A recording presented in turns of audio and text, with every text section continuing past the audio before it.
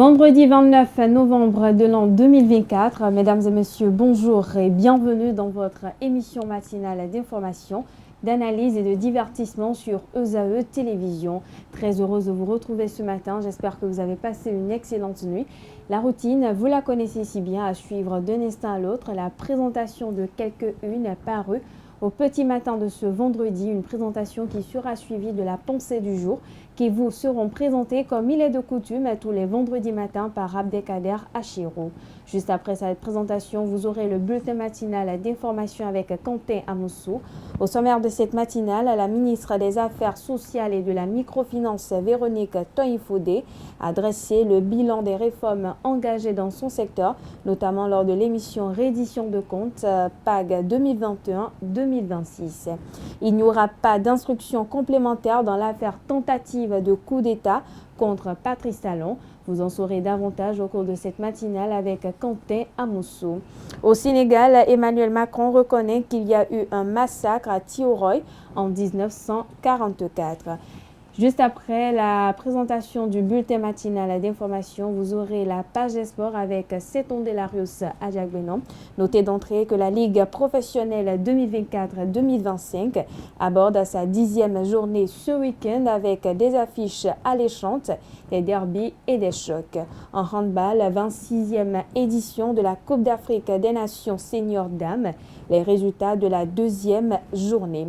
Juste après l'actualité sportive avec Seton Delarius Adjagbenon, j'installerai pour vous Francis Faramé pour la définition du jour. Ce matin, il nous fait découvrir l'expression faire le mur. Juste après sa présentation, vous aurez les prévisions astrologiques avec Nansirine Fatoumbi. À en croire le message des astres recueillis pour vous, chers internautes, les natifs du signe Poisson paraissent les plus favorables ce 29 novembre. Natifs du signe, la journée s'annonce empreinte de sensibilité. Votre intuition sera particulièrement aiguisée, alors écoutez-la. Et juste après, je présenterai pour vous quelques astuces, notamment dans la rubrique Trucs et astuces. Ce matin, je vais vous faire découvrir quelques remèdes naturels pour arrêter le hoquet. Juste après, pour boucler la boucle, chers internautes, j'installerai pour vous nos différents intervenants pour le panel de discussion. Il s'agit de l'histoire anonyme d'un internaute qui dit, je cite, « Sa femme lui a caché qu'elle était devenue riche ». Voilà, chers internautes, pour l'ossature de Frématin de ce matin, on démarre tout de suite par la une des journaux. Mais avant, passe à la pub sur Frématin.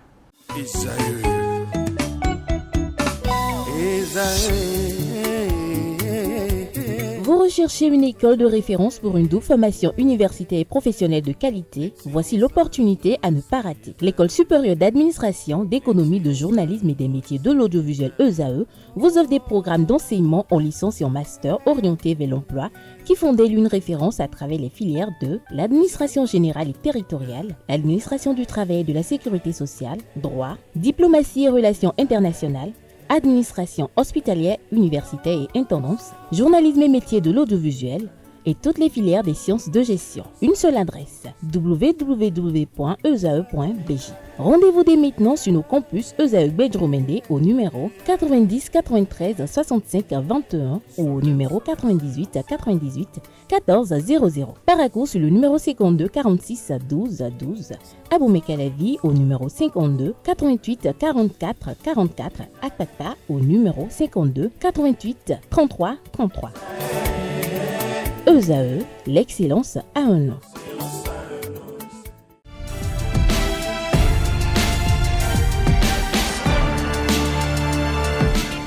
Bonjour chers amis internautes, nous démarrons cette une des journaux comme il est de coutume par le quotidien Maison, le quotidien béninois d'information générale et d'analyse, l'informateur qui ce matin en manchette nous affiche audit de la liste électorale, l'impossible consensus titre le Canard, il nous apprend que des 4 plus grandes formations politiques sur l'échiquier politique national, 2, notamment l'Union progressiste, le Renouveau et le Bloc républicain, ont déjà dit leur refus catégorique d'adhérer à la démarche du parti politique Les Démocrates et ses alliés quant à l'audit du fichier électoral. Il ne faudra pas plus pour constater l'échec du consensus recherché, encore que la Force Cori pour un Bénin émergent FCBE a déjà, dans un communiqué, déploré la démarche. Retrouvez l'article qui vous renseigne davantage à la page 3 de sa livraison.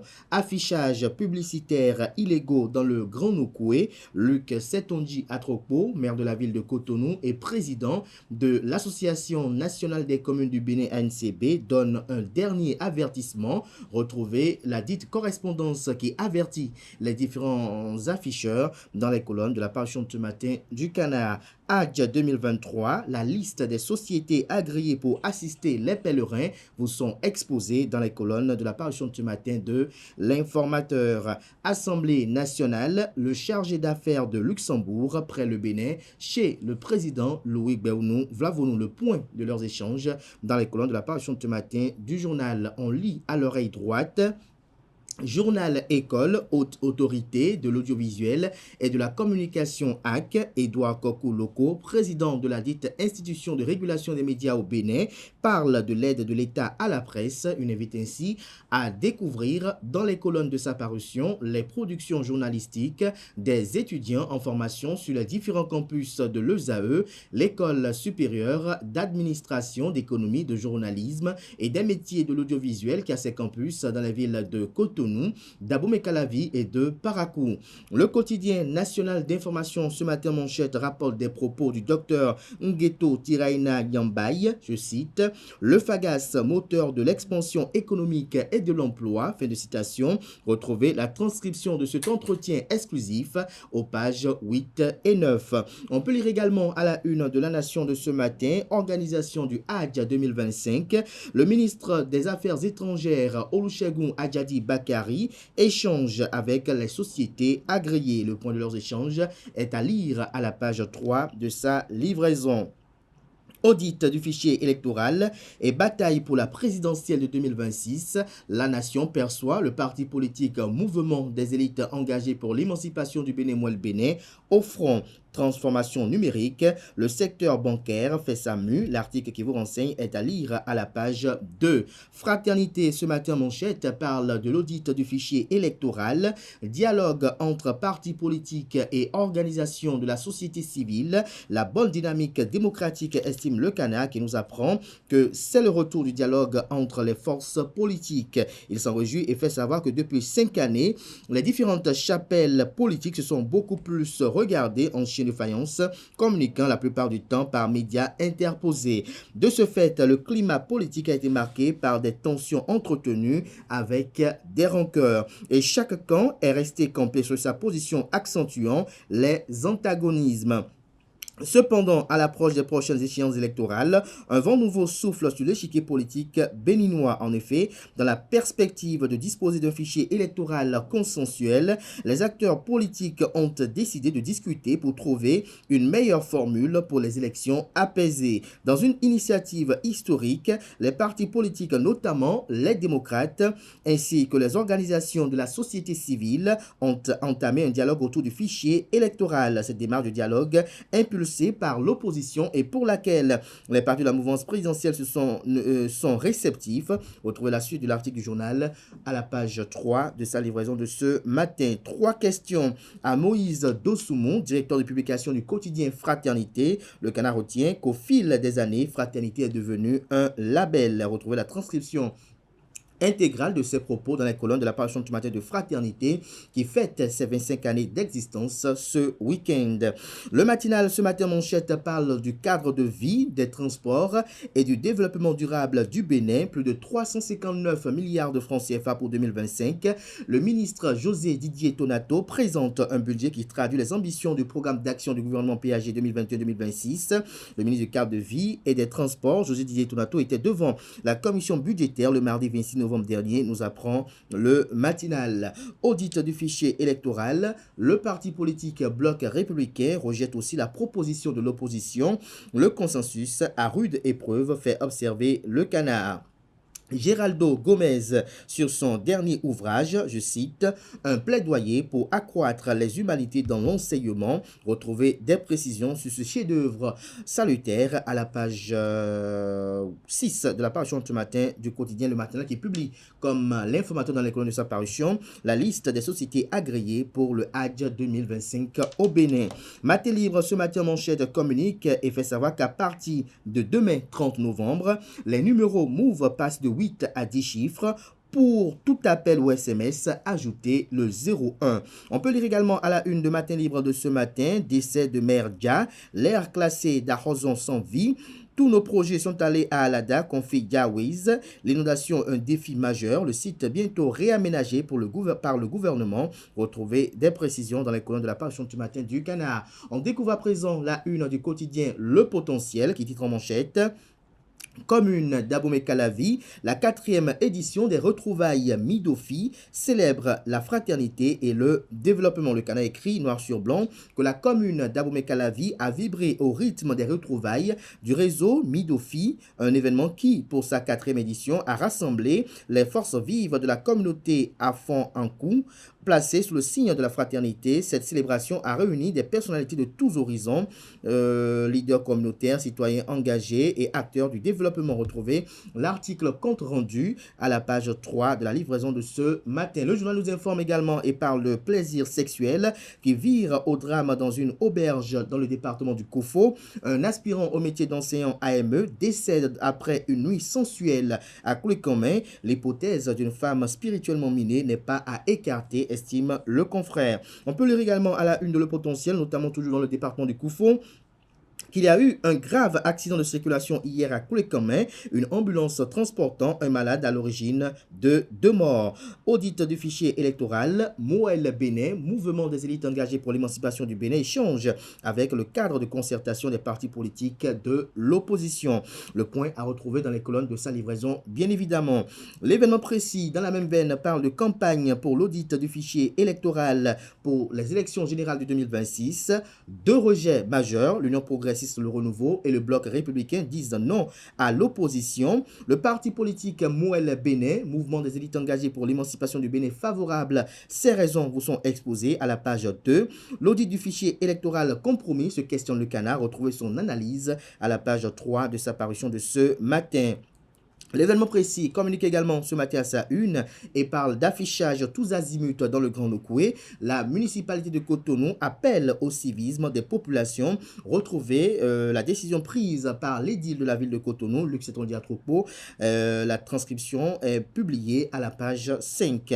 On peut lire également à la une de l'événement précis de ce matin. Anniversaire de l'ancien chef de l'État, le président Nicéphore Dieudonné Soglo fête ce jour 93 années d'existence.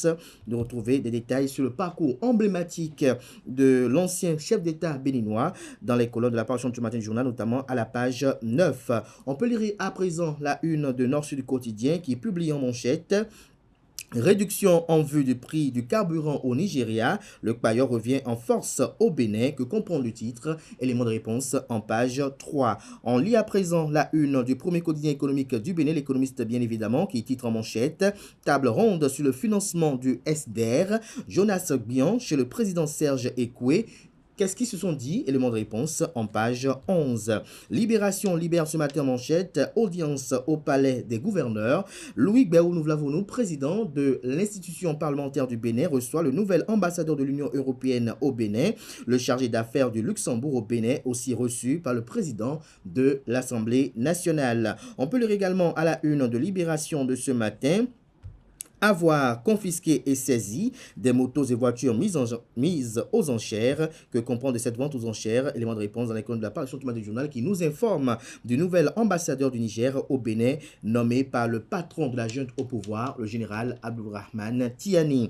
Jack Bata ce matin en manchette parle de vastes consultations du cadre de concertation dans le cadre de l'audit du fichier électoral. L'information politique de la mouvance présidentielle décline l'offre, retient le Canard. Affiché affichage publicitaire illégal dans la ville de Cotonou.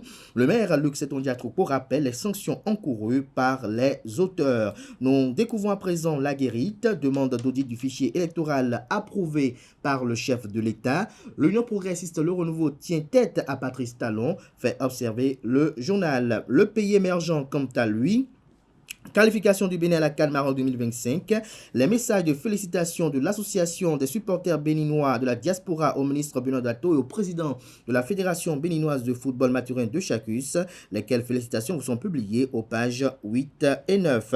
Affaire tentative de coup d'État au Bénin, l'étau se resserre autour de l'ex-ministre Oswald Omeki et de l'homme d'affaires Olivier Bokor. Les deux présumés coupables étaient encore devant le juge d'instruction de la Criette ce jeudi.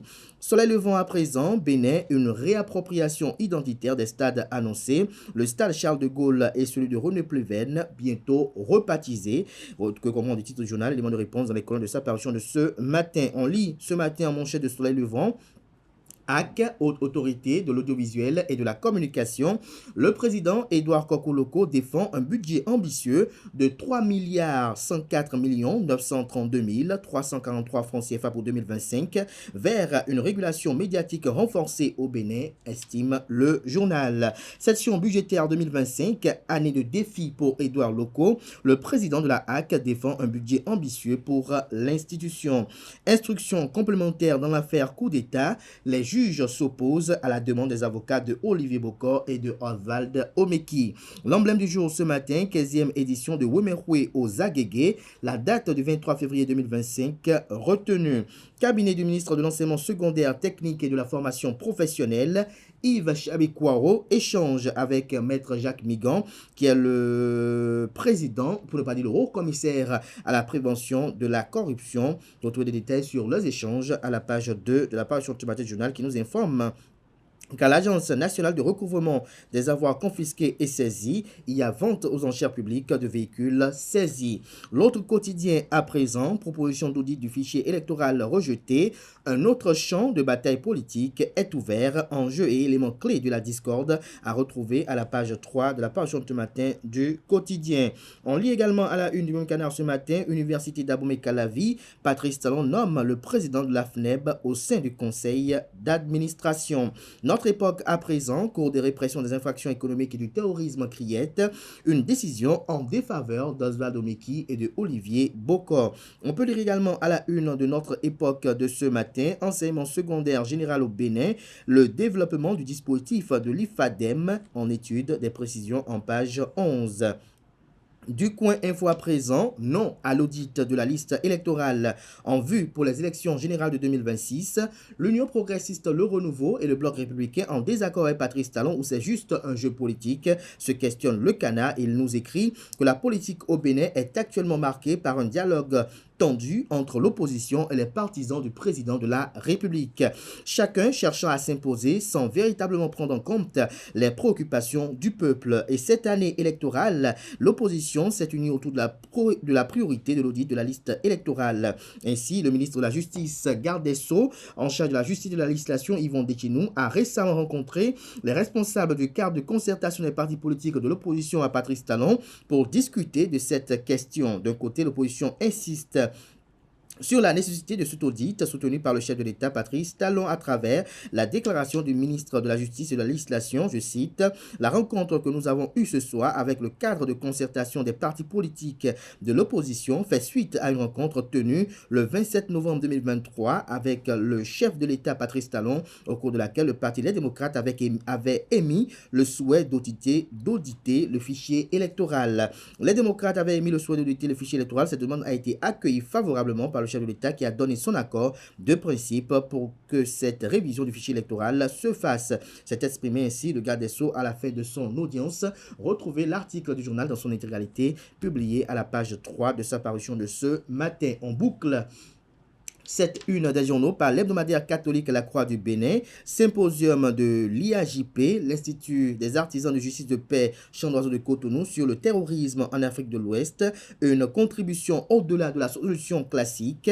Vous avez une image illustrative du présidium de la cérémonie d'ouverture des travaux du 22e symposium de l'IAJP CO sur la bonne gouvernance et le terrorisme, responsabilité des acteurs nationaux. C'était le vendredi 22 novembre 2024 au Champ d'Oiseau. Retrouvez des précisions aux pages 6 et 7. On peut lire également à la une de la parution de cette semaine de l'hebdomadaire La Croix du Bénin, diocèse de Kandy, organisation de la journée sectorielle de la jeunesse. Conseil régional de l'AICA de l'Afrique de l'Ouest, Alain Rougnon, est le secrétaire chargé de la promotion de la famille, l'article en page 4. Relecture africaine du nouveau livre du pape François, Le génie féminin, objet de réflexion et mode d'expression, l'article à lire en page 10. Ce sera tout pour la présentation de quelques titres parus ce jour dans la presse locale. Les quotidiens sont disponibles dans les kiosques, également accessibles en ligne pour ceux d'entre eux disposant bien évidemment de sites internet.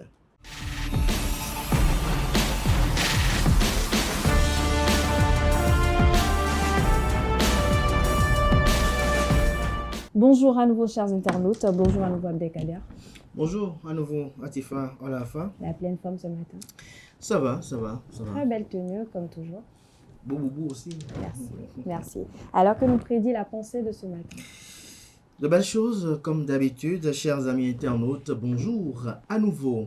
Les sages disent, je cite, « Celui qui se suffit à lui-même ne connaît jamais l'absence. » Fin de citation. Efforcez-vous de ne jamais devenir dépendant de quelqu'un, car une telle dépendance vous rend vulnérable et pourrait engendrer une souffrance incommensurable si les sentiments ne sont pas sincères et réciproques. Accordez aux individus la même importance et la même valeur qu'ils vous octroient. Élevez-les au niveau où ils vous placent et cessez de vous investir corps et âme auprès de personnes qui n'ont aucune considération pour vous, qui manipulent vos émotions et vos sentiments. Il est vain de donner sans recevoir en retour. En vérité, dans cette existence, il n'est guère nécessaire d'être entouré d'une multitude d'êtres humains pour goûter au bonheur. Il suffit de quelques âmes authentiques qui vous apprécient profondément pour ce que vous êtes et qui seraient prêtes à tout pour vous. Merci à vous, Abdelkader Chiro, pour cette pensée. Un petit commentaire pour nos amis internautes. Le petit commentaire à nos amis internautes, c'est comme je le disais un peu dans les coulisses, un peu en échange avec notre ami Charbel, c'est que j'aimerais quand même inviter les amis parfois à cultiver de temps à autre la solitude. Parce que parfois vous accrochez à des gens, vous espérez beaucoup de cette personne-là, vous entendez beaucoup de cette personne-là, et puis vous vous réveillez un beau matin, vous constatez qu'en fait tout n'était qu'illusion. Toute cette relation sur laquelle vous comptez, sur laquelle vous fondez tant d'espoir était assis ou reposé sur un sable mouvant. Et donc, vous vous réveillez, parfois vous n'avez pas le sommeil facile, parfois vous interrogez de savoir pourquoi tant de sacrifices pour cette cause-là, pourquoi tant d'investissements pour cette cause-là, pourquoi n'avoir pas vu très tôt le mal venir de loin. Et donc, à des moments donnés, vous rongez de remords, vous morfondez, et ces remords-là, parfois, sont corrosifs. C'est-à-dire que ça peut vous conduire peut-être à votre ruine, à votre perte, parce que vous changez automatiquement, vous devenez tout le temps tendu, sans que personne ne vous ait fait quelque chose réellement. C'est-à-dire que celui qui est véritablement coupable de cet état d'esprit que vous avez ne paye même pas ou ne subit même pas les affres de ce qui vous fait vivre. Mais de personnes innocentes, peut-être elles sont sincères et authentiques avec vous, sont obligées de subir cet état d'esprit avec vous. Et avec ce temps-là, maintenant, vous amenez ces gens-là maintenant à changer avec vous. Et vous venez parfois à la conclusion de savoir que tout le monde est pareil, alors que sans savoir que c'est ce que vous a infligé comme changement, le focus que vous avez choisi, qui vous amène aujourd'hui à peut-être être autre avec ceux qui vous sont authentiques et sincères, et du coup vous retrouvez totalement seul. Et donc à des moments donnés, il faut être très attentif, très lucide et voir un peu si je suis en mesure de sortir à 2 h du matin pour aller chez telle personne ou bien pour répondre à l'appel de telle personne, il faut véritablement vérifier est-ce que lui aussi il est capable de sortir à 10 heures du matin pour le faire.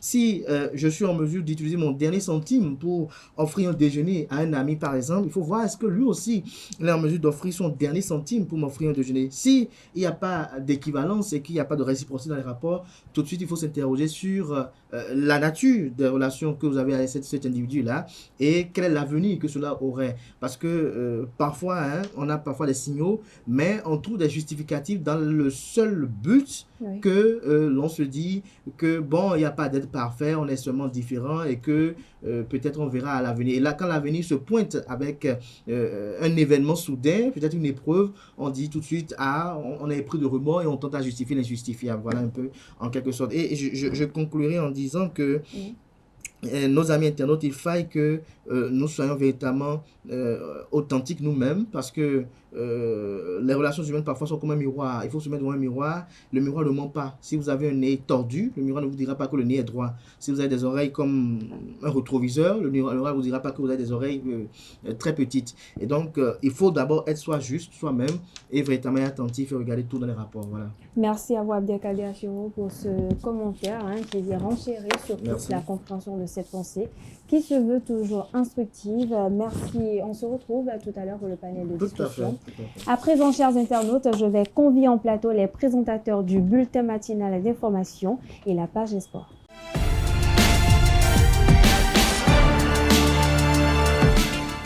Le bulletin matinal d'information, c'est avec vous, Quentin Amoussou. Bonjour. Bonjour Atifa Olaka, bonjour amis internautes. La page des sports avec vous, c'est Ondelarius Adjagonon. Bonjour à vous. Oui, bonjour Atifa. Vous allez tous bien? Nous portons bien. La pleine forme. Oui. La pleine forme. On démarre avec vous, Quentin Amoussou, bilan des réformes engagées dans le secteur de la microfinance. Effectivement, la ministre des Affaires sociales et de la microfinance, Véronique Toyifodé, lors de l'émission Reddition de comptes PAG 2021-2026, a dressé le bilan des réformes engagées dans son secteur. C'est un entretien télévisé co-animé par les confrères Lenaï Kagbazaou de la télévision nationale et Tanguy Agoy de Canal 3 Bénin. Suivons ensemble. Je voudrais d'abord rappeler que, effectivement, avant 2016, le microcrédit se distribuait main à main aux parents, parfois aux amis. Ce que je veux dire par là, c'est sans grande traçabilité, avec aussi des intermédiaires qui prélevaient des commissions, des intérêts. Les femmes se tracassaient beaucoup avec les pièces, les dossiers à fournir. Par exemple, pour emprunter un crédit de 50 000 francs CFA, il y avait beaucoup de faux frais. Il y avait déjà une carte de 5 000 francs achetée en dehors des intérêts qui étaient plus grands. Donc, le résultat de tout ça, c'est un fort taux d'impayés et des ressources qui étaient totalement effondrées avec des milliards de dettes pour les SFD. Donc, si on ne faisait rien, cette banque des pauvres, qui est le Fonds national de la microfinance, s'effondrait complètement. Donc, il a fallu repartir à zéro, dépolitiser le programme et reconstruire le front. Comment ça s'est passé alors, la remise en marche? Alors, la remise en marche, comme ça a été dit dans le reportage, avec tous les audits et pour les réajustements, et nous sommes partis avec la digitalisation. La digitalisation a apporté de la transparence. Le fait de passer par le téléphone a permis d'éviter ou de limiter les contacts intermédiaires, d'éviter les doublons, de rembourser également directement par le téléphone, puisque tout se passe par le téléphone. Et ce sont ces remboursements-là qui sont suivis de près, scrupuleusement, par le FNM.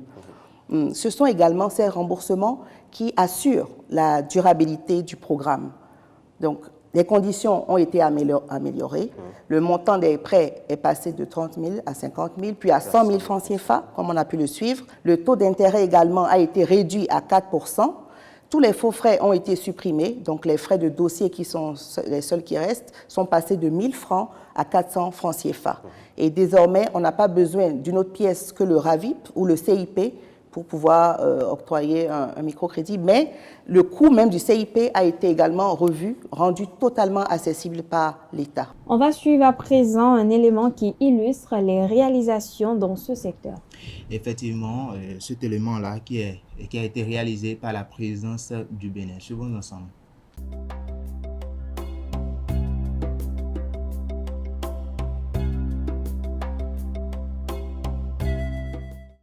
outil de lutte contre la pauvreté, la microfinance est l'un des tout premiers axes d'intervention sociale lancé par le gouvernement du président Patrice Talon dès son avènement au pouvoir en 2016. Après un audit sur le microcrédit aux plus pauvres qui existait, l'état des lieux a révélé d'énormes dysfonctionnements, mauvaise gouvernance, corruption, inaccessibilité des fonds, diverses tracasseries d'octroi du crédit, faible taux de remboursement. Voilà entre autres les constats faits et qui ont nécessité des actions urgentes.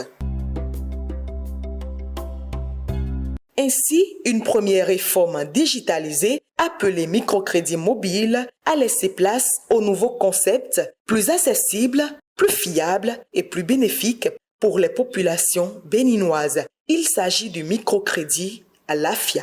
Avec le microcrédit à l'AFIA, désormais, le coût du crédit est nettement réduit pour le bénéficiaire. Plus de déplacements incessants et coûteux vers l'institution avant d'avoir le crédit et pour rembourser son crédit. C'est la certitude que les fonds décaissés iront réellement vers les bénéficiaires et que les remboursements des crédits ne seront pas orientés à d'autres fins. Microcrédit comme instrument incontournable d'autonomisation des couches démunies, à l'AFIA comme symbole de prospérité. Ce mécanisme entièrement digitalisé a pour objectif d'éradiquer la pauvreté au sein des populations et de favoriser l'autonomie financière de toutes les femmes béninoises exerçant ou désirant exercer une activité génératrice de revenus.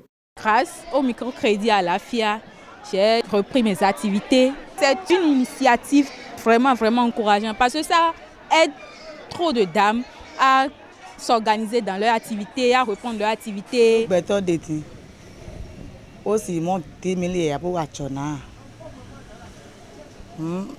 Et quand il y a 50 000. Il y a matin de Nevada, il y a un gros prix. Il y a un débris bateau. Bleu, une pelline.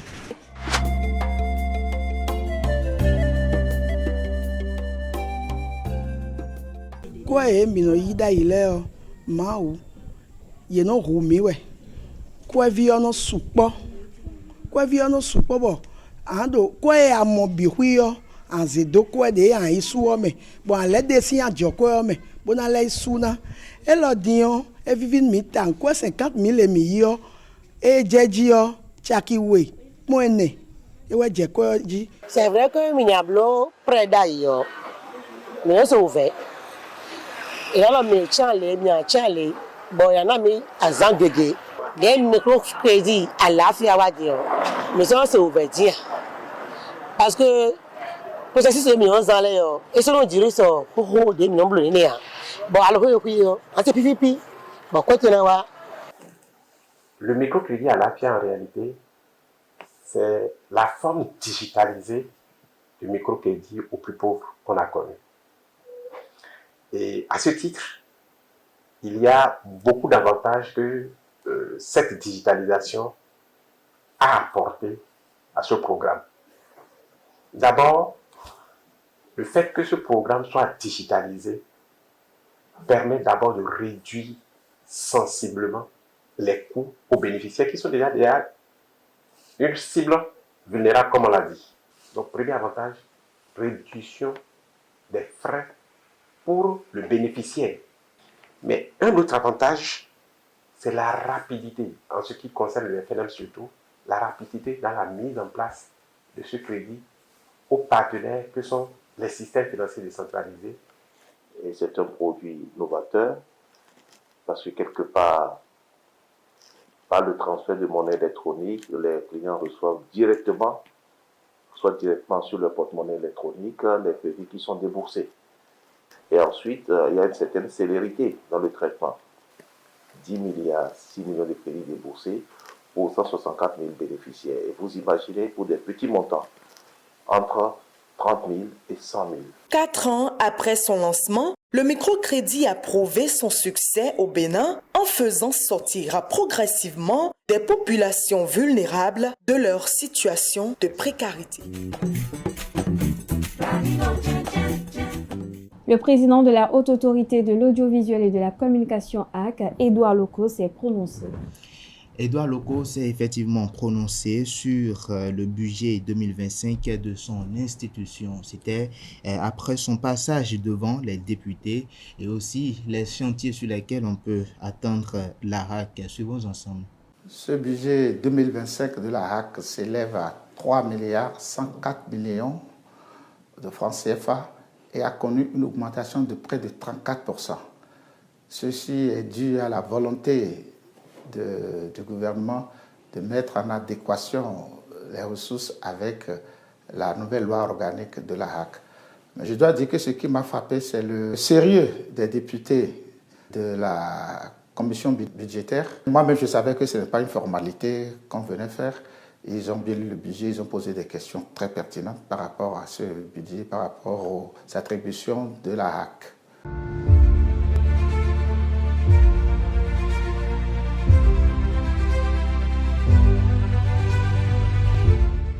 La HAC n'a qu'un seul chantier, c'est celui de la régulation pour une démocratie apaisée. Les députés se sont enquis déjà de dispositions que nous prenons pour les élections de 2026.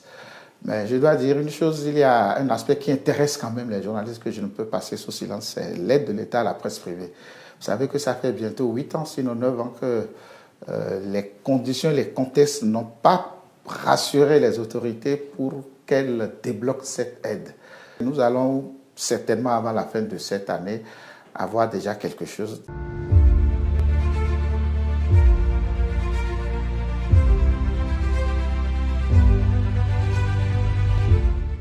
Le dossier de Golf FM fait partie des recommandations des honorables députés lors des débats budgétaires de 2024. Donc ça fait partie de leurs recommandations et comme il sait, les recommandations des députés sont prises toujours au sérieux et en charge. Donc, nous avons informé les députés de ce qui est des démarches que nous sommes en train d'entreprendre par rapport à ce dossier. Et je crois qu'ils sont satisfaits. Le bruit ne fait pas toujours du bien, mais sachez que ce n'est pas un dossier que nous avons oublié. Et vous aurez dû constater que dans le repositionnement sur le multiplex, la décision de la HAC n'a pas enlevé Golf du multiplex.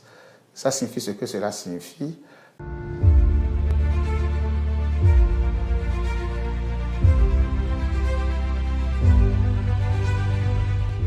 Les députés que nous avons trouvés très avenants, très exigeants par rapport à la régulation, ils ont globalement souhaité à ce que les moyens soient donnés vraiment à la HAC pour faire son travail. Pas d'instruction complémentaire dans l'affaire tentative de coup d'État.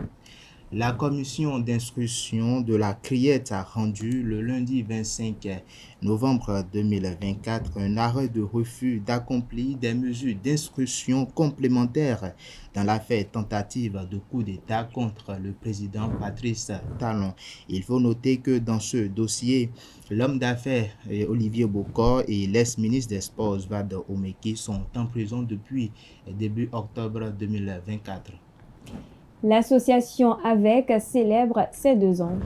L'association des villageoises d'épargne et de crédit AVEC de Zongo-Rébier a célébré ses 2 ans d'existence le mercredi 27 novembre 2024. Plusieurs activités phares ont été effectuées dans le cadre de cette réjouissance. Reportage Anaël Do. Autonomisation pour de meilleures actions. C'est dans cette dynamique que s'inscrit cette célébration de la 2e année d'existence de l'association villageoise d'épargne et de crédit AVEC de Révier Zongo. Et comme premier acte, l'association a effectué un don de matériel pour la réfection de 3 salles de classe de l'école Révier Zongo.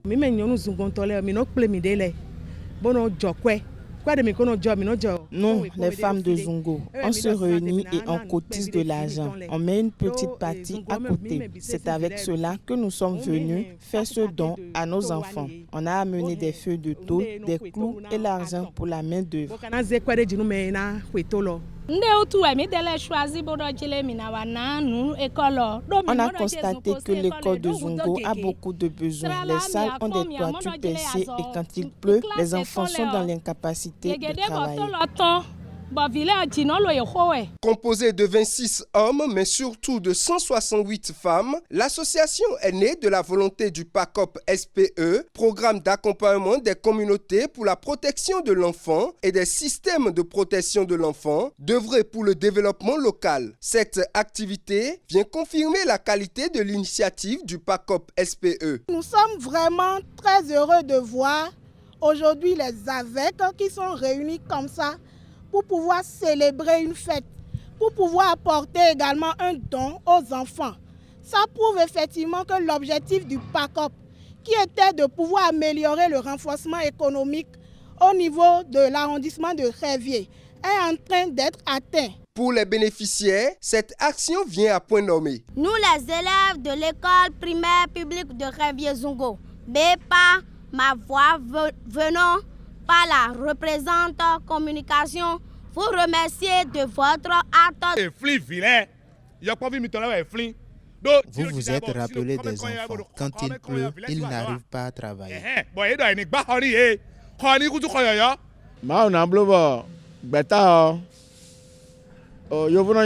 Dieu va élever davantage l'association et elle sera intouchable et prospère.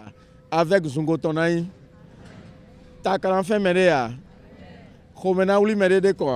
ce don a été possible grâce au fonds de solidarité de l'association AVEC de Zongo Révier. À la fin du cycle actuel, l'association a pu récolter une épargne de 8 757 750 francs CFA avec un intérêt qui s'élève à 2 106 650 francs CFA, un montant duquel ce regroupement a dégagé 521 000 francs CFA pour contribuer au dispositif communautaire de protection de l'enfant mis en place par le PACOP SPE afin d'aider les plus démunis et vulnérables. Outre ce don, les membres de l'association ont procédé à une caravane de sensibilisation meublée de chants, de danse et d'animation.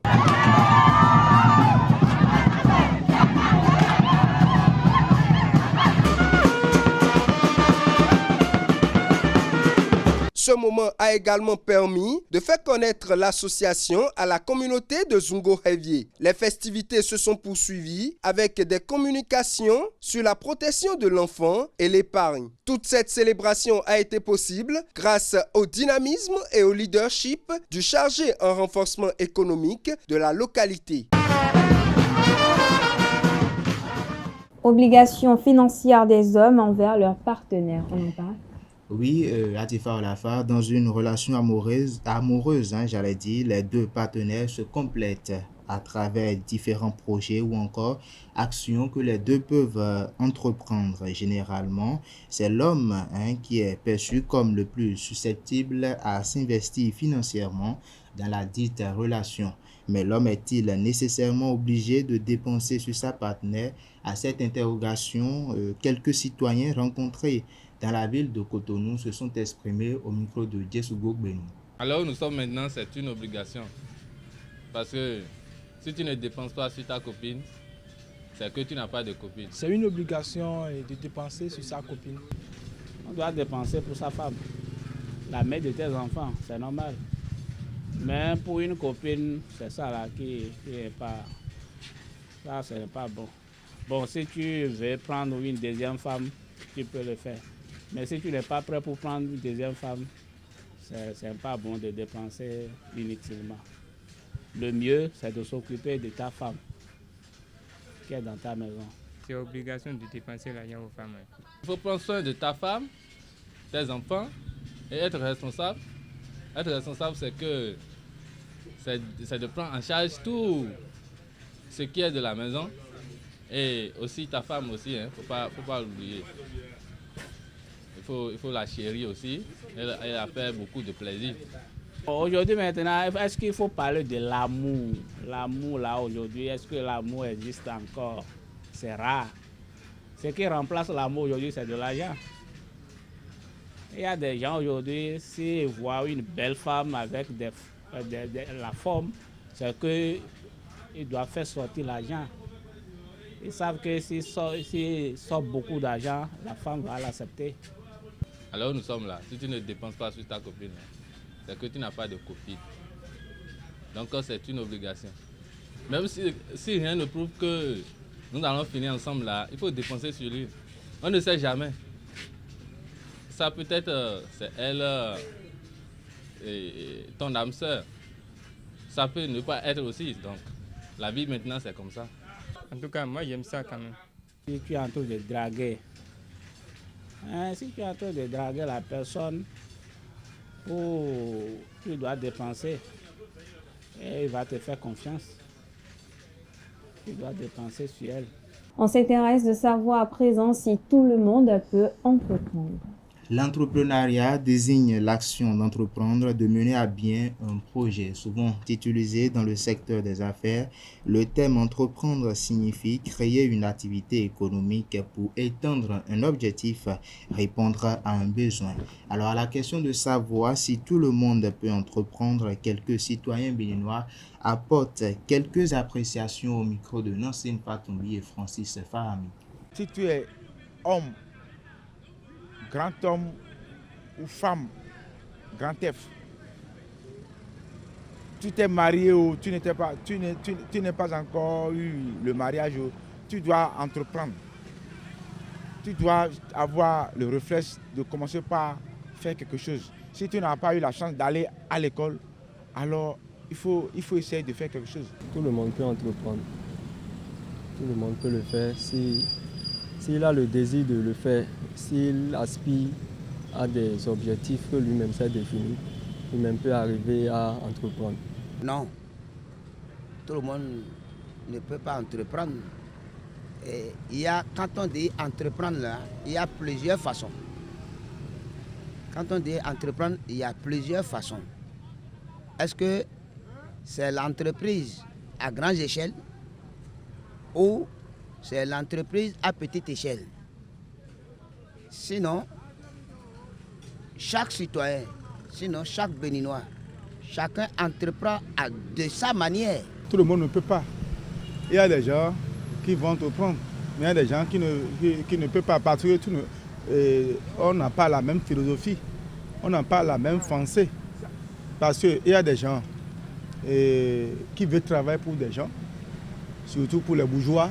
Il y a des gens qui veulent être indépendants de leur activité. On n'aime pas trop créer d'activité. On veut gagner de l'argent tout de suite. Sinon, entreprendre, c'est bon. Surtout dans l'agriculture, là, ça donne beaucoup. Hein. Dans l'agriculture, ça donne beaucoup. Dans le commerce aussi, ça dépend de ce que le secteur que tu veux faire. Sinon, dans le commerce aussi, c'est rentable. Mais l'agriculture, la terre ne mange jamais. Donc, entreprendre, c'est bon. Il faut toujours entreprendre et savoir que tu dois gagner ta vie par la sueur de tes fronts et ça dépendra de ce que toi-même tu as créé, comment tu t'es comporté. Entreprendre, vraiment, c'est un domaine un peu très vaste. Entreprendre, tout le monde peut le faire. Tout le monde peut entreprendre. D'abord, il faut avoir les qualités pour le faire. Entreprendre, il faut avoir les qualités requises. Il faut surtout, au départ, avant de se lancer, avoir un grand désir là d'entreprendre. Parce que entreprendre, c'est l'action qui siège là. Donc il faut beaucoup de l'action et beaucoup de désir. Il faut avoir la soif d'entreprendre d'abord. Donc à mon avis, tout le monde peut le faire s'il a le désir d'entreprendre. Les gens n'ont pas ce qu'il faut pour entreprendre aux grandes échelles. Mais les gens entreprennent en bas, comme on le dit, dans l'informel. Les gens entreprennent, mais tout le monde ne peut pas entreprendre grand. Direction le Sénégal pour finir. Dans une lettre adressée au président du Sénégal ce jeudi 28 novembre, Emmanuel Macron, président de la République française, affirme que la France se doit de reconnaître qu'il y a eu un massacre dans le camp militaire à Tiaroy, en périphérie de Dakar, le 1er décembre 1944. Les forces coloniales ont ouvert le feu sur les tirailleurs qui réclamaient en effet le paiement de leurs arriérés de solde. Le bilan officiel de l'armée était de 70 morts et contesté par les historiens qui l'estimaient à plusieurs centaines. Et voilà, c'est tout pour le bulletin matinal de ce matin. Merci à vous, Quentin Amosso, pour cette présentation du bulletin matinal d'information. Vous restez avec moi. On retrouve Seton Delarius à Diagouénon juste après ceci. Bonjour à nouveau, Seton Delarius à Diagouénon. Et bonjour à Tifa.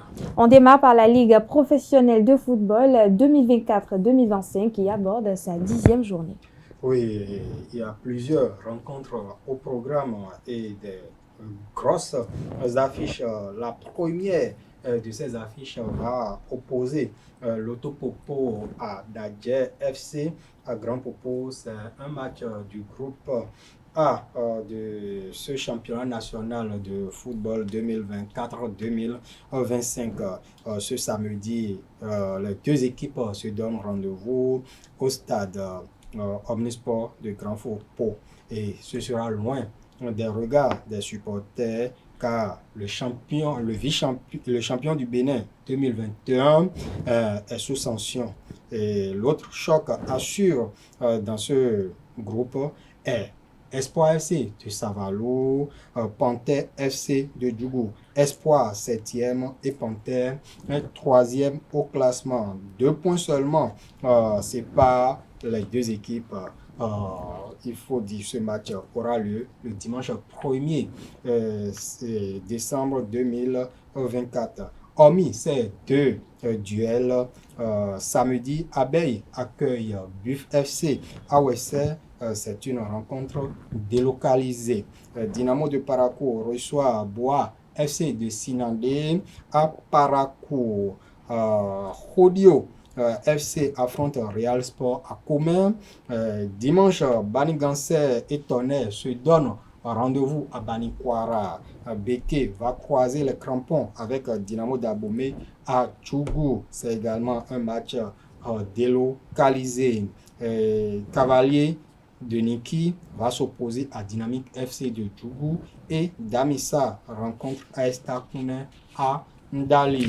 Dans le groupe B, l'affiche phare de cette 10e journée va mettre aux prises samedi Coton FC 5e à Aïma 2e. Ce sera du côté du stade Omnisport de Ouida. 2 points. C'est pas également ces deux clubs au classement. Dragon 1er et JSP 4e vont s'affronter dans un duel au sommet de cette Ligue Pro dans le groupe B dimanche 1er décembre à Charles de Gaulle. La suite du programme se présente comme suit.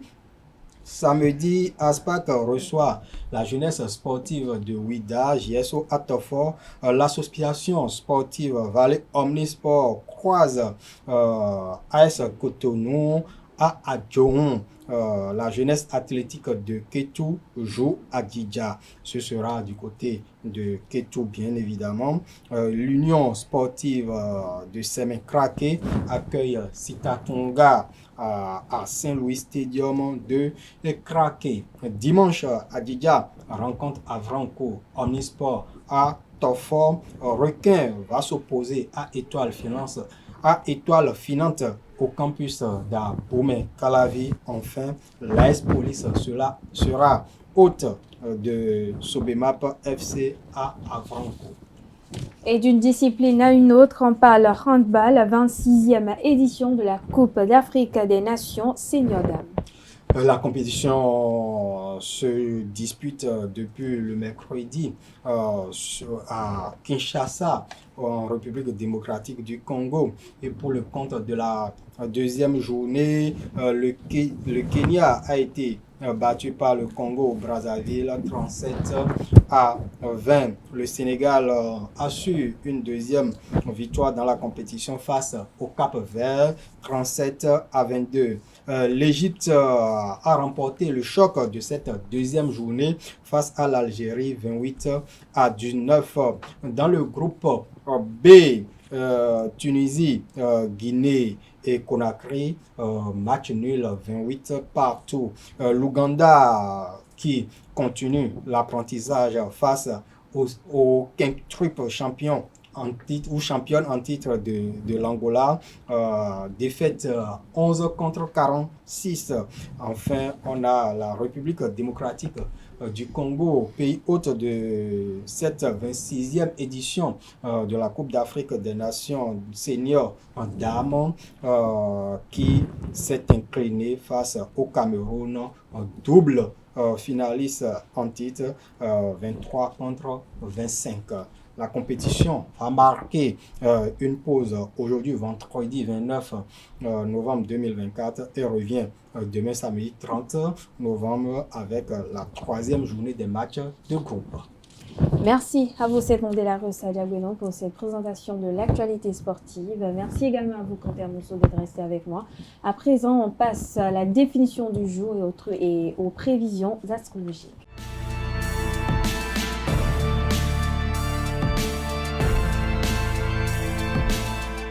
La définition du jour avec vous, Francis Farami. Bonjour à vous. Bonjour Atifa. La pleine forme? Ça va, chez vous? Ça va, je rends grâce. Les prévisions astrologiques avec vous, Nonsérine Fatoubé. Bonjour à vous. Bonjour Atifa. Vous allez bien également? Ça va. On démarre avec vous, Francis Farami. On parle de l'expression « faire le mur ». En effet, à toutes et à tous, bonjour. L'expression « faire le mur » signifie quitter sans autorisation une prison, une école ou une caserne. Ami internaute, faire le mur fait référence au fait de sortir. Quand c'est interdit, quitter une enceinte où l'on est consigné, sauter par-dessus le mur ou sortir ou éventuellement y entrer, s'enfuir ou ami internaute s'échapper. Cette expression plutôt datant du début du XXe siècle a remplacé l'ancienne expression sauter le mur, mais signifie encore de nos jours quitter un lieu sans autorisation. Ami internaute, c'est tout pour la définition de ce matin. Merci et à la prochaine. Merci à vous, Francis Farami, pour cette expression. Dites-nous, il vous arrive de faire le mur? Oui, quand par exemple vous vous retrouvez dans un endroit où vous n'avez pas forcément envie de rester ou que ça devient un peu compliqué, c'est mieux de faire le mur plutôt que... Le mur. Vous avez fait le mur une fois parce qu'on ne vous a pas autorisé à sortir? Quand j'étais chez mes parents, parfois j'ai envie de sortir avec des amis, mais on m'interdisait de sortir. Donc, bon, vous faites le mur? Je fais le mur. Non, c'est Fatoumi? Non. Vous ne faites pas le mur? Décidément, vous êtes très exemplaire. Elle a eu une enfance vraiment douce. Vraiment douce, n'est-ce pas? Merci à vous. Je suis authentique. Authentique, ah d'accord, merci de préciser. Merci à vous, Francis Farami. Vous restez avec moi. On retrouve juste après ceci Nonsérine Fatoubé pour les prévisions astrologiques. Bonjour à nouveau, Nonsérine Fatoubé. Alors que nous prédisent les astres ce vendredi matin. Amis de la rubrique horoscope, bonjour et bienvenue Bélier. Aujourd'hui, vous serez particulièrement inspiré. Votre créativité sera à son apogée. Profitez-en pour résoudre des problèmes qui vous tracassent depuis longtemps. Amis Taureau, vous devrez faire preuve de patience aujourd'hui. Des contretemps pourraient perturber vos plans, mais gardez votre calme. Gémeaux, journée dynamique en perspective pour vous. Votre charisme sera à son maximum, ce qui vous ouvrira de nouvelles opportunités. Natifs du signe Cancer, les astres vous conseillent de vous recentrer sur vos priorités. Une opportunité financière pourrait se présenter à vous. Soyez donc attentifs aux détails. Lion, vous allez briller de mille feux aujourd'hui. Votre confiance en vous sera contagieuse et inspirera votre entourage. En outre, un projet créatif pourrait voir le jour. Cher amis Vierge, journée de réflexion, vous ressentirez le besoin de prendre du recul sur cette situation. Cette introspection vous permettra de prendre des décisions éclairées. Balance, vous serez particulièrement sociable aujourd'hui. Votre diplomatie naturelle vous aidera à résoudre des conflits autour de vous, amis Scorpion. Vous allez ressentir une forte intuition aujourd'hui. Faites confiance à votre instinct, notamment dans les décisions importantes. Sagittaire, journée d'aventure en perspective pour vous. Votre soif de découverte sera à son comble. C'est le jour idéal pour planifier un voyage. Cher Capricorne, un projet à long terme pourrait enfin se concrétiser. Sur le plan personnel, prenez le temps de célébrer vos réussites avec vos proches. Avant-dernier signe du zodiaque Verseau, vous seriez particulièrement innovant aujourd'hui. Vos idées originales attireront l'attention et pourraient mener à des opportunités excitantes. Poisson, pour finir, la journée s'annonce empreinte de sensibilité. Votre intuition sera particulièrement aiguisée, donc écoutez-la. Voilà, c'est tout pour le message des astres de ce vendredi matin. Merci à vous, Nansrine Fatoumbi, pour ces présentations des messages des astres. Merci également à vous, Francis Farami, d'être resté avec moi. On passe à présent à la dernière partie de cette émission, mais avant, passe aux trucs et astuces.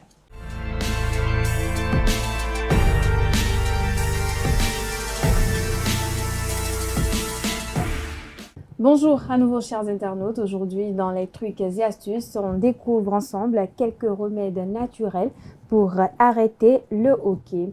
Amis internautes, le hoquet, déjà, sachez qu'il est provoqué par des contractions spasmodiques répétées et involontaires du diaphragme. Le hoquet est un phénomène qui oscille entre le désagréable et le pénible et qui surgit parfois au mauvais moment. Alors, pour arrêter définitivement un hoquet, voici quelques astuces à suivre. 1. Retenez votre souffle. Pour arrêter une crise de hoquet, il faut augmenter le taux de dioxyde de carbone dans le sang. Pour ce faire, inspirez profondément par le nez. Retenez votre respiration quelques secondes, disons 5 secondes comme ça, et expirez lentement par la bouche. Une fois que les poumons sont vidés, reprenez une grande inspiration et soufflez comme pour éteindre une bougie. Cette astuce est la plus discrète et nécessite aucun matériel. Deuxième astuce, ramenez ses genoux sur la poitrine. Autre solution, s'allonger sur le dos et ramener ses genoux sur la poitrine pour comprimer le diaphragme, muscle respiratoire principal situé entre le thorax et l'abdomen, juste au-dessous des poumons. En restant quelques instants dans cette position, votre diaphragme devrait cesser de se contracter. Une autre astuce se révèle très efficace. Demandez à son ou sa partenaire ou un ami, par exemple, de masser avec force le dos et plus particulièrement les omoplates. Troisième astuce, faire fondre du sucre sur la langue. Le fait de laisser fondre du sucre sur la langue va stimuler le nerf vague et donc permettre notamment la sécrétion gastrique et sur les cordes vocales. Déstabilisé par l'apport de sucre, il va alors moins se concentrer sur le diaphragme. Avec un peu de patience, amis internautes, le hoquet ne devrait pas durer et une fois le sucre avalé. Si jamais le hoquet résiste, il est possible d'ajouter du vinaigre de vin ou du jus de citron sur le sucre pour obtenir l'effet désiré. Quatrième astuce, se boucher les oreilles. Pour stopper ce réflexe ventilatoire, vous pouvez vous boucher les oreilles avec vos index durant plusieurs secondes, certains nerfs responsables du hoquet étant connectés aux oreilles. Une autre méthode consiste à se pincer le nez et à souffler légèrement comme si vous cherchiez à déboucher vos oreilles. Cinquième astuce, mettre un glaçon sur son nombril. Pour arrêter les contractions spasmodiques, il est également conseillé de s'allonger sur le dos et de mettre quelques glaçons autour de son nombril qui est relié au diaphragme autant pour moi, et à son nerf phrénique. Sixième astuce pour finir, boire un verre d'eau la tête à l'envers. Boire un verre d'eau tout en retenant sa respiration et en se penchant vers l'avant peut également se révéler efficace pour certains. Cette position va permettre de resserrer le diaphragme afin de ne pas laisser s'échapper le dioxyde de carbone. Réfléchir à ce que l'on mange avant de dormir ou à la veille, pourrait aussi faire disparaître le hoquet. Voilà, amis internautes, c'est tout pour l'astuce du jour. On passe à présent au panel de discussion.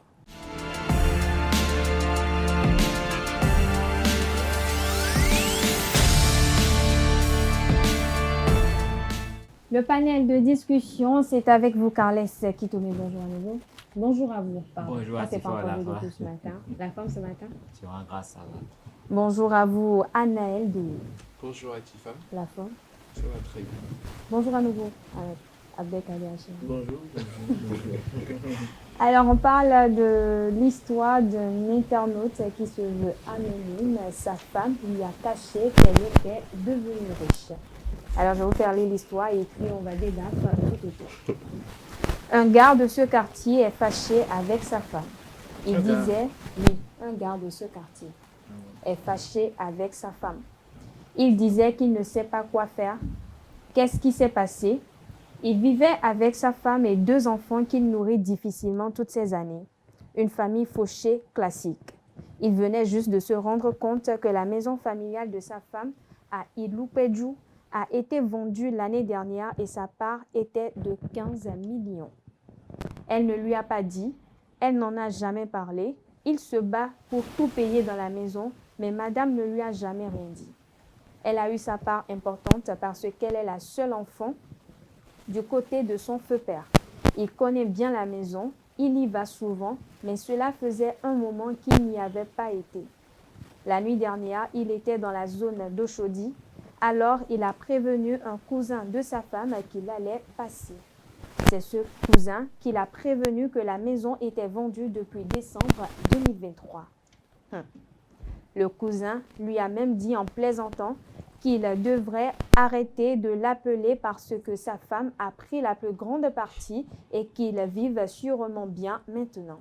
Le monsieur a directement raccroché et a appelé sa femme pour savoir si c'était bien vrai, mais elle n'a toujours pas mentionné les 15 millions qu'elle a touchés. Il ne sait pas quoi faire. Une partie de lui est heureux qu'il soit riche et qu'il projette même de pardonner sa femme. L'autre partie veut agir comme s'il n'en a rien à faire. Voilà l'histoire de notre ami internaute. Carles Kitome, à vous la première prise de parole. Non, mais moi je vois même pas le problème qu'il pose. Ah bon? L'argent d'autrui n'est pas mon argent. Si quelqu'un devient riche, il est riche pour lui. S'il décide de partager, c'est bon. S'il ne veut pas partager, de toute façon, quand on est responsable, on assume, on fait ce qu'on peut. Si la providence vous donne d'autres chances, c'est bon. Peut-être que la femme aurait quand même pu lui dire qu'il y a eu telle chose, parce que le fait qu'il aille la prendre de cette façon, c'est choquant. Sinon, en dehors de ce choc-là, je crois que l'argent ne lui appartient pas. Et il faut reconnaître qu'il n'est pas quelqu'un de bien, parce que sa femme n'a pas confiance en lui. Si sa femme avait confiance en lui, elle l'aurait informé avant même la vente et ils auraient déjà planifié l'investissement et l'épargne par rapport à cet argent. Mais comme il n'est pas quelqu'un de fiable, sa femme sait que dès qu'il aurait l'information, il allait arrêter tout effort pour venir la ruiner avant de recommencer à vivre normalement. Donc, c'est parce qu'il n'est pas sérieux que c'est comme ça. Quel que soit ce qu'il a, la femme n'a pas confiance en lui et c'est dangereux quand c'est le cas. Mais Carles Kitome, est-ce que vous êtes vraiment sincère lorsque vous dites que l'argent de votre partenaire n'est pas votre argent? Je m'en fous. Je suppose que votre femme gagne à la loterie et qu'elle vous cache qu'elle a peut-être 30 millions. Pendant ce temps, vous galérez, vous... Qu'elle me cache ou pas, c'est son argent. Qu'elle me cache ou pas, c'est son argent.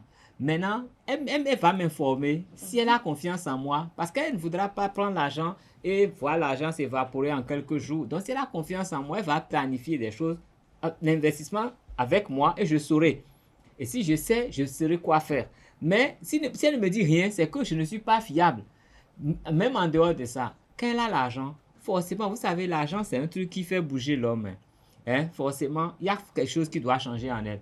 Et si l'homme même là, il fait vraiment attention à sa femme, il doit savoir que quelque chose a changé. Et si quelque chose a changé, même si elle ne lui dit pas, s'il est vraiment avec sa femme, il doit savoir à un moment donné qu'elle a de l'argent. Et s'il a vraiment envie d'en jouir, il va trouver toujours les moyens pour en profiter un peu. Donc, d'abord, il n'a aucune complicité avec sa femme.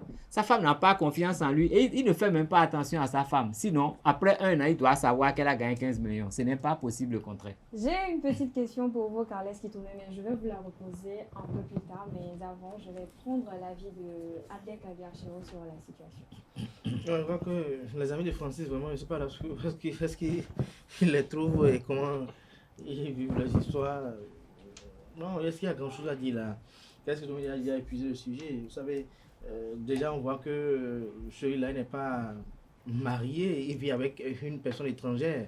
Parce que lorsque c'est un couple, c'est un ménage à deux, c'est qu'on se partage tout, les joies et les peines. Et on prend des nouvelles de la belle famille, tout comme vice-versa. Oui. Et donc, on est au courant peut-être de ce qui se passe là-bas, parce qu'à quel moment la belle-fille est allée là-bas, à quel moment elle a pris part aux différentes négociations de vente de la parcelle, à quel moment elle est allée là-bas pour récupérer les sous, à quel moment elle est partie même pour créer un compte pour récupérer les sous, mais elle a récupéré en espèces.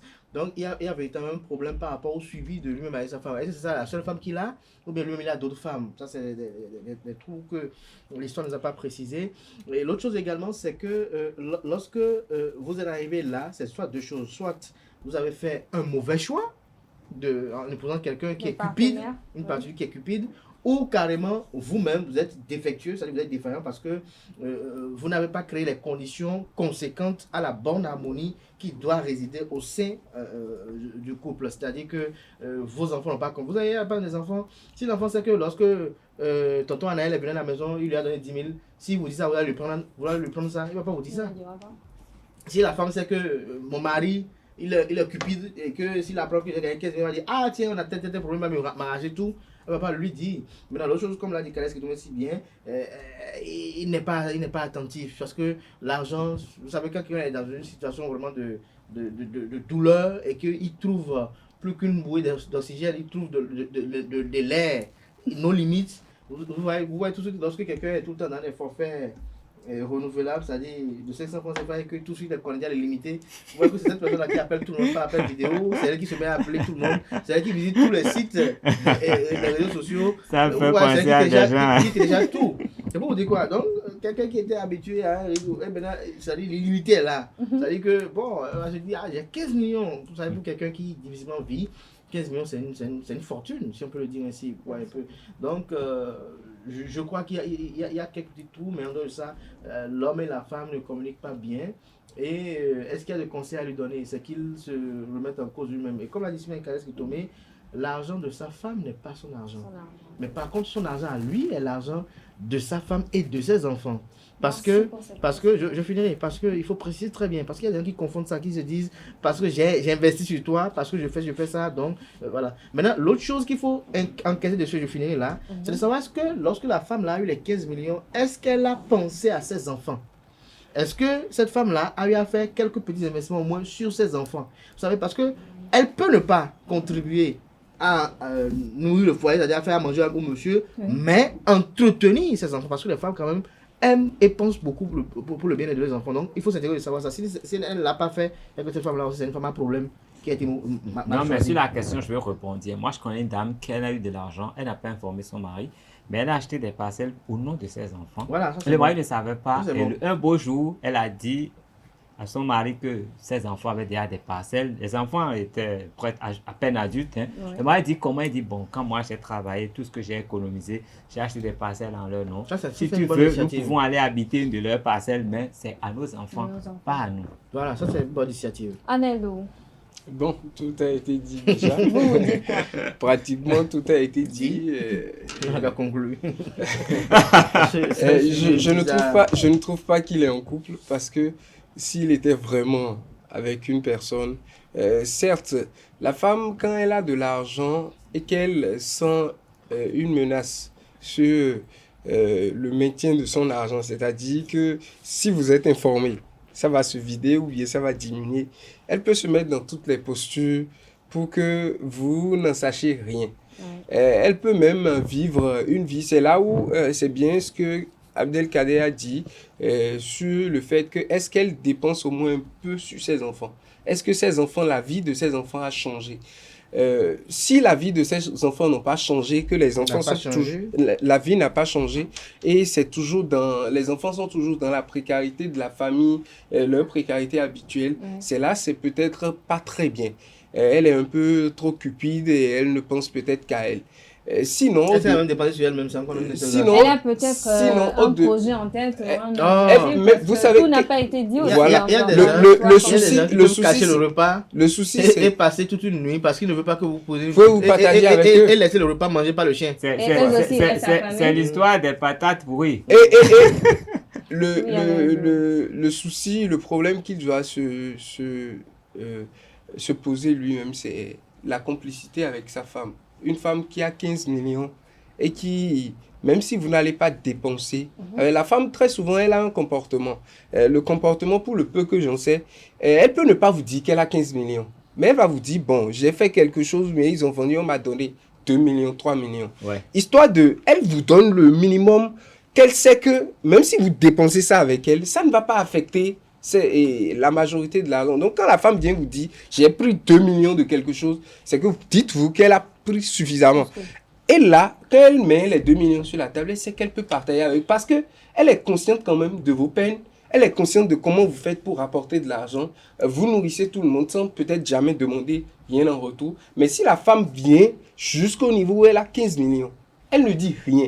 Et elle continue de vivre dans la précarité avec vous. Comme ça, c'est que soi-même, il faudrait se remettre en question sur sa manière de gérer. Ou peut-être tout simplement la femme a vu qu'il a tellement de problèmes que les 15 millions ne vont pas suffire pour éponger les problèmes. Mais donc, il faudrait peut-être réserver ça. Lorsqu'on dit que l'argent de ma femme, c'est l'argent de ma femme, mais l'argent de mon mari, c'est notre argent.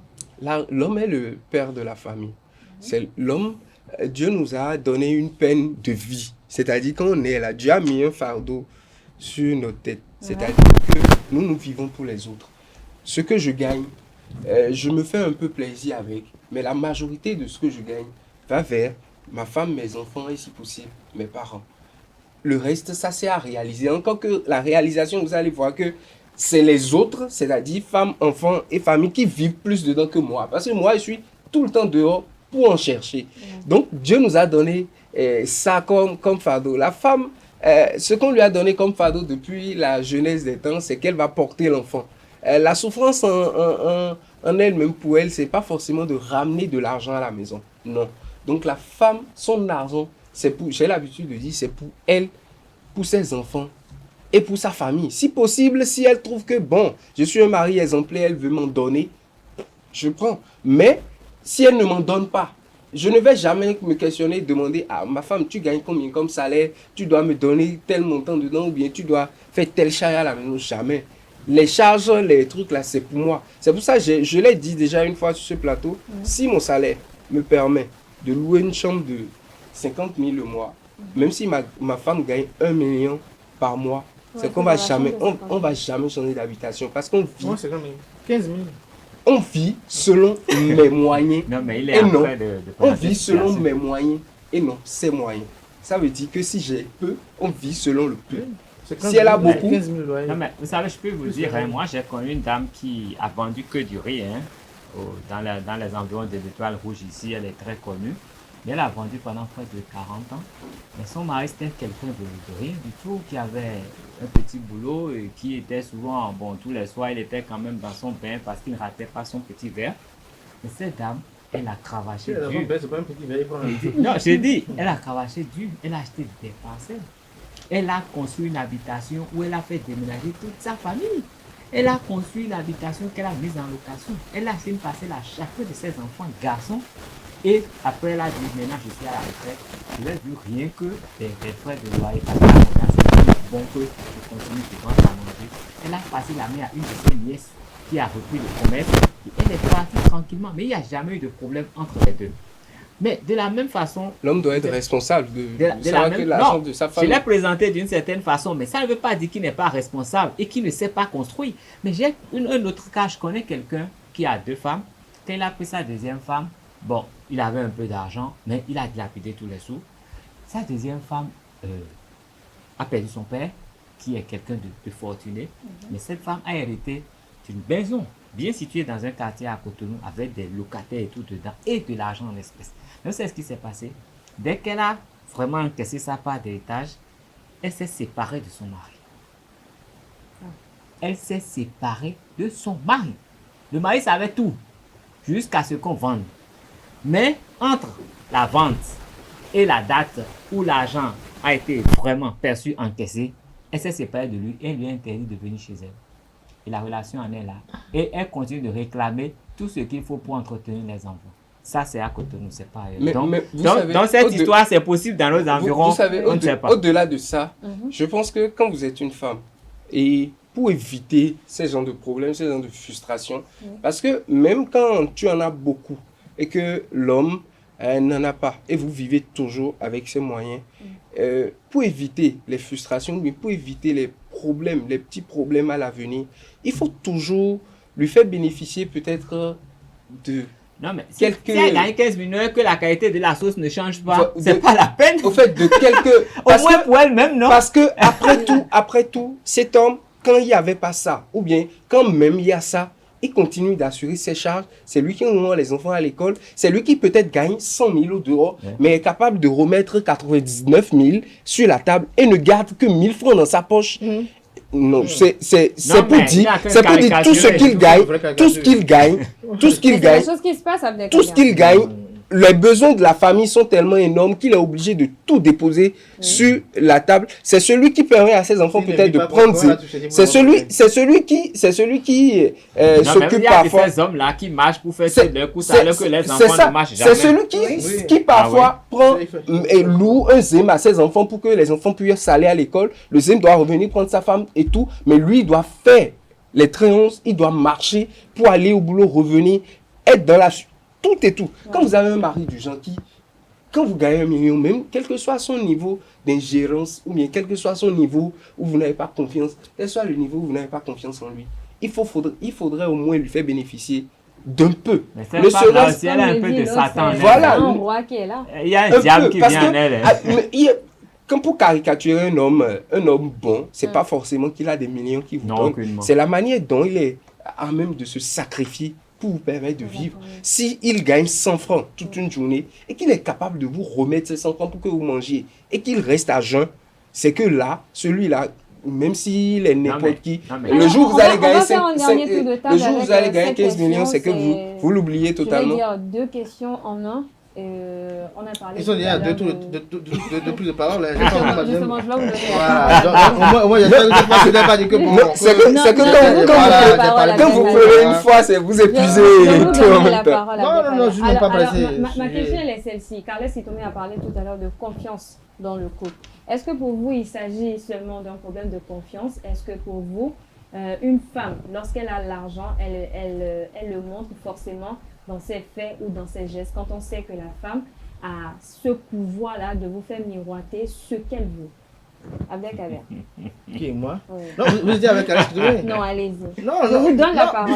J'attends mon délai tout de suite. Justement, je vous donne la parole. Donc j'aurai le temps de conclure après. Oui, vous aurez le temps. Ah, voilà. Si le temps nous le permet. Pendant 10 secondes. Non, le temps doit nous permettre ça. C'est une question de gestion. Allez-y. Ce que moi je peux dire par rapport à cette histoire, je crois que tout a été déjà dit. Les questions de couple, ça dépend de qui et qui se met en couple. Mais pour vous, lorsqu'une femme a l'argent, est-ce que ça se voit forcément à travers ses faits et gestes? Parce que la femme a ce pouvoir.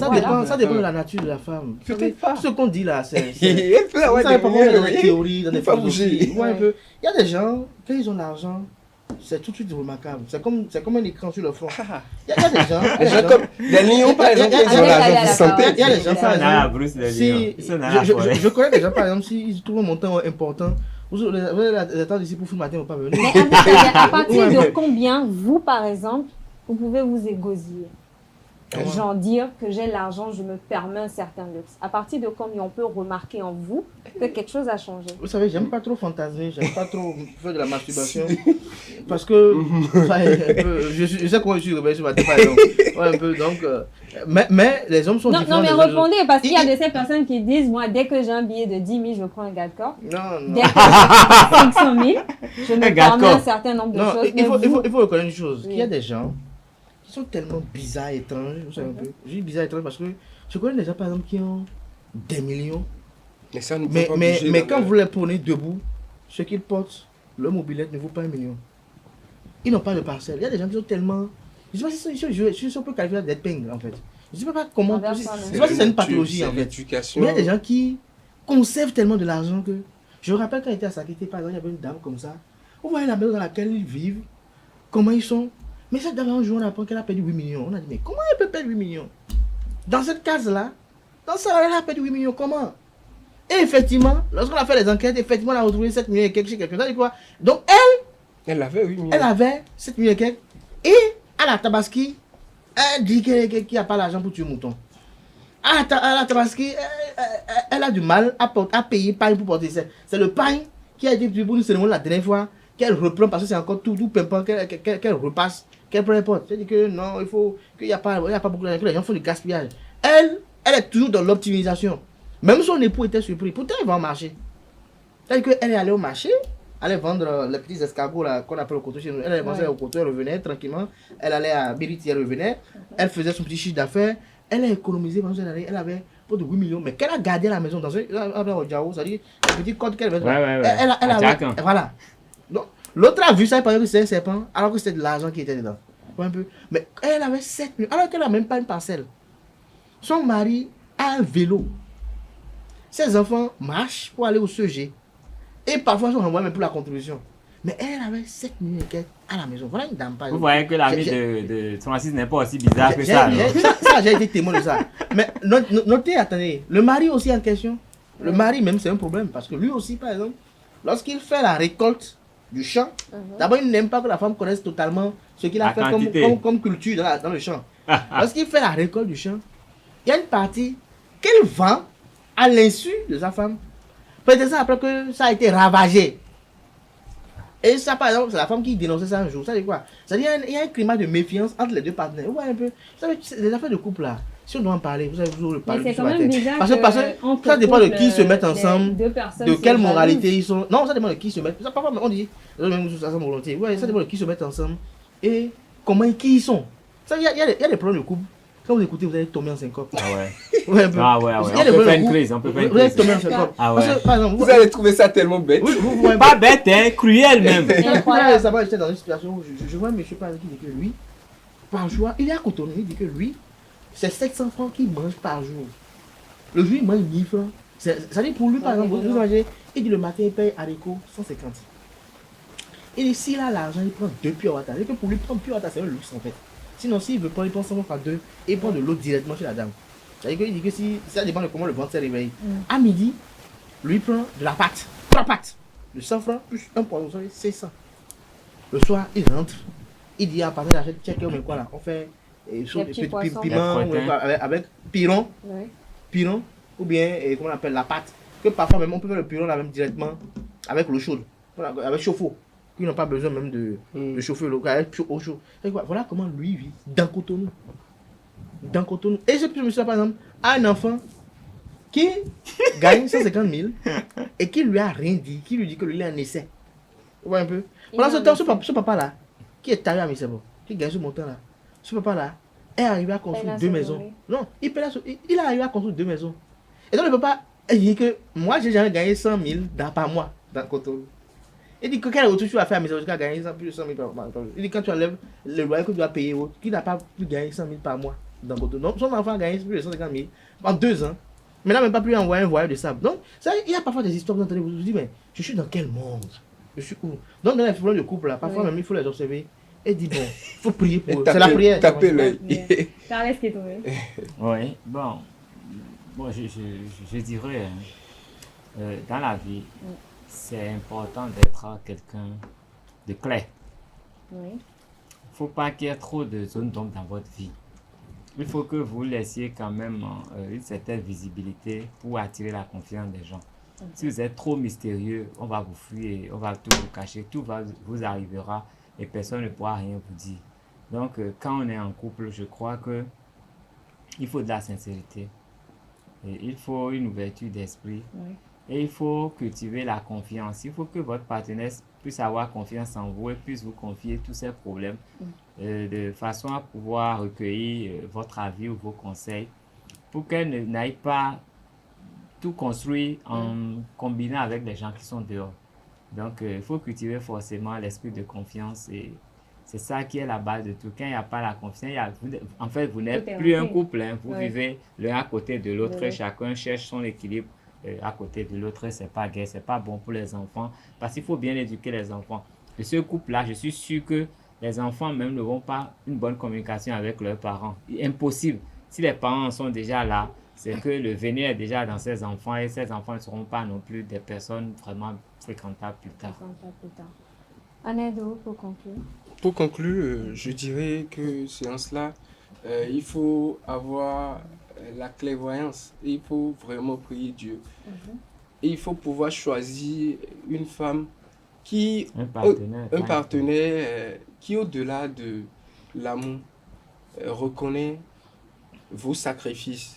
C'est-à-dire ce que vous vivez, comment vous ramenez les choses, comment vous souffrez pour trouver le peu dont vous vivez. Et si vous arrivez à trouver un partenaire qui reconnaît vos sacrifices, le 100 francs que vous ramenez sera très respecté. les 1000 francs que vous ramenez seront très respectés. Et là, dès qu'elle trouve quelque chose ou bien qu'elle a un surplus, elle va penser dans un premier temps ou bien dans un second temps à vous faire bénéficier un peu de ça pour alléger tout au moins un peu vos peines. Les femmes, généralement, moi, je l'ai dit au début, quand elles vous disent qu'elles ont 10 000, dites-vous qu'elles ont 100 000. Ça, c'est votre femme à vous. La femme n'est... 10 200. Elle lui dit 10 200 parce que bon, c'est que non, vous n'êtes pas un mari qui va lui arracher. Pas lui arracher ça forcément, mais la femme est déjà un peu cachotière sur ce qu'elle a. Si vous êtes attentif, vous savez qu'elle aura l'argent avant que l'argent ne vienne. Si vous êtes attentif, elle vous donne toujours des signaux. Lorsqu'elle sent que vous avez la culture du désintéressement par rapport à ce qui vient d'elle, elle n'a plus de retenue. Non, chez la femme béninoise, c'est naturel. Ce n'est même pas le fait de vous dire. On a une femme avec nous, elle peut nous confirmer ça. Non, c'est moi, je donne les paroles. Elle peut nous confirmer ça. En fait, la femme a toujours un peu de retenue sur les informations concernant ses biens. La femme a toujours une petite avance. Vous pouvez apprendre avec le temps qu'elle a beaucoup plus. Mais sur le moment, si elle doit vous dire, c'est qu'elle vous dit, bon, j'ai à peu près tel. Donc, c'est lorsque vous êtes avec une femme normale et que vous êtes quelqu'un qui applique la théorie de ATC, c'est-à-dire authentique, transparent et crédible, et que vous êtes une personne claire et clairvoyant, et que vous êtes comme ça, ça veut dire qu'elle n'a pas de retenue. Regardez même avec les amis parfois. C'est-à-dire on n'a pas de gêne à dire à quelqu'un quelque chose qu'on sait qu'il ne va pas nous juger dessus, et qu'on sait qu'il ne va pas nous dire, bon, ok, parce que tu as fait ça, je veux faire ça, mais parce que tu as ça, je veux ci dans ton ça. Bon, non, lorsqu'elle sait que le monde est tel aujourd'hui, le monde est tel aujourd'hui que il suffit juste de cette information. La confiance, elle est l'opium de toute relation. C'est-à-dire, quand vous arrivez à bâtir la confiance là, et qu'elle reste une bâtisse immuable, et que véritablement elle est solide, c'est que cette femme, moi, je vous donne par exemple l'exemple de mon père et de son épouse, par exemple. Mon père peut se lever, aller dans la moelle de son épouse, et prendre de l'argent après lui rendre compte. C'est-à-dire, l'épouse, elle a de l'argent, on sait qu'il y a des millions qui sont stockés là, il va, il prend, c'est le soir, il dit, ah tiens, hier, là, j'étais dans ta chambre, j'ai pris tel montant. Parce que il y a cette ouverture entre eux. Chacun a confiance envers l'autre. Parfois, il prend un peu, même pas remettre, quand l'autre dit, ah mais tu as pris la dernière fois, parfois, c'est le même objet de taquinerie. Parce que tous les couples n'ont pas, parce que... C'est pour vous dire quoi, vous savez pourquoi? Et à ce niveau, il y a cette complicité. Parce que ce que l'un donne, l'autre aussi essaie de compenser. Et il y a toujours une recherche constante d'équilibre. C'est pas que l'un se dit je suis le patron du foyer, donc voilà, je suis le commandant en chef du foyer. Et il n'y a pas l'autre aussi qui reste là pour dire que si je dis que j'ai tel montant, vous imaginez par exemple, un jour par exemple elle était allée prendre l'argent à la banque, par exemple on lui a volé son sac de 8 millions. Mais quand elle est venue à la maison, elle a dit, elle a exposé. C'est-à-dire il n'y a pas de retenue. Mais il y a des gens, si elle a perdu 8 millions, elle ne peut pas dire à son mari, il a dit ah putain, 8 millions aussi, toi, donc il faut chercher. Il faut chercher d'abord à trouver une partenaire qui a votre image d'abord. C'est important. Quand vous regardez là, vous savez, moi je dis toujours, les relations amoureuses, c'est comme les chaussures. Si tu portes 40 et tu portes 41, ça va tu vas marcher, hein, mais tu seras un peu inconfortable. Si tu portes 40 et que tu portes 39, ça va se serrer les pieds. Mais tu ne peux pas porter 40 et aller prendre 38. Tu vois, c'est tout fait. Tu auras mal aux pieds, tu auras des ampoules. Tu ne peux pas porter 40 et aller prendre 37, c'est un problème. Tu ne peux pas porter 40 et aller porter 45. Tu vas nager dedans. Donc quand tu trouves ta pointure et que tu vois que c'est ton image, ça que tu as trouvé, maintenant, le reste, c'est juste des petits réajustements. Tu vois un peu, est-ce qu'en fonction de ma taille, c'est le talon qu'il faut? C'est le type, en fonction de mon pied, c'est le type de chaussures qu'il faut. Et quand vous avez ça, vous vivez le parfait amour. Et vous savez, n'oubliez pas, hein, les relations amoureuses sont déterminantes de votre longévité sur Terre. Si vous vivez avec une sorcière, qui est tout en noir et qui vous embrouille. Tout comme avec un sorcier qui est tout en blanc. Elle est en noir. Vous n'êtes pas en noir. Vous n'êtes pas en noir. Il y a de l'orange. Qui est en blanc. Merci à vous, merci à vous, Aneldo. Merci également à vous, Carles, qui tenez. Je crois notre ami internaute qui se veut anonyme. C'est notre ami. Parce qu'on parle de son histoire. Il vit avec un Satan, hein, il ne sait pas. Je crois qu'il sait ce qu'il lui reste à faire hein, maintenant. Voilà, amis internautes, basez surtout vos relations en amitié comme en amour sur la confiance. Voilà, chers internautes, c'est la fin du panel de discussion, mais également de Freematin ce matin. Merci pour votre fidélité. Bonne suite de programmes sur Euzale TV. Bon début de week-end à toutes et à tous.